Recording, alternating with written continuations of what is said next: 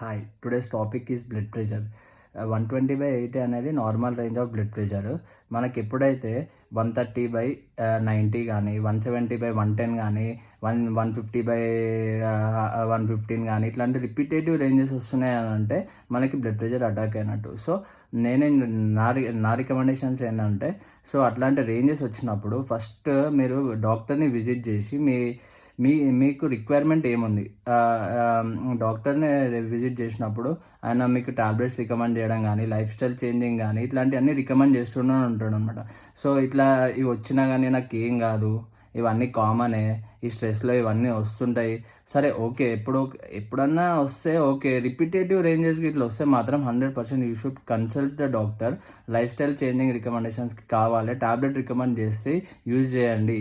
టాబ్లెట్స్ని neglect చేసి నాకేం అవ్వదు, నేను వేసుకోకపోయినా ఏం కాదు, టాబ్లెట్స్ మాత్రం స్కిప్ చేయకండి. Blood pressure can lead to heart failure, kidney failure, ఇవన్నీ చాలా ఇంపార్టెన్స్ అనమాట. ఎందుకంటే మనకి day to day life style ఇప్పుడు ప్రెషర్ అయిపోయింది, అంత ఇష్టం వచ్చినట్టు లైఫ్ స్టైల్ అయిపోయింది. సో ఒకవేళ మీకు ఇట్లాంటి రిపీటేటివ్ రేంజెస్ వచ్చినప్పుడు you should consult the doctors.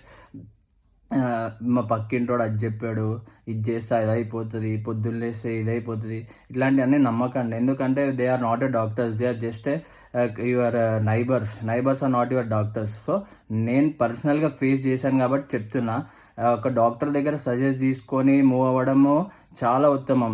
ఈ పక్కన వాడు వీడు ఎవరు డాక్టరేట్లు, వీళ్ళు ఎవరు చదివేసి ఏం చేసిన వాళ్ళు కాదు, ఏదో చెప్తా ఉంటారు. సో నేనేం చెప్తున్నానంటే, compulsory you should visit to the doctors.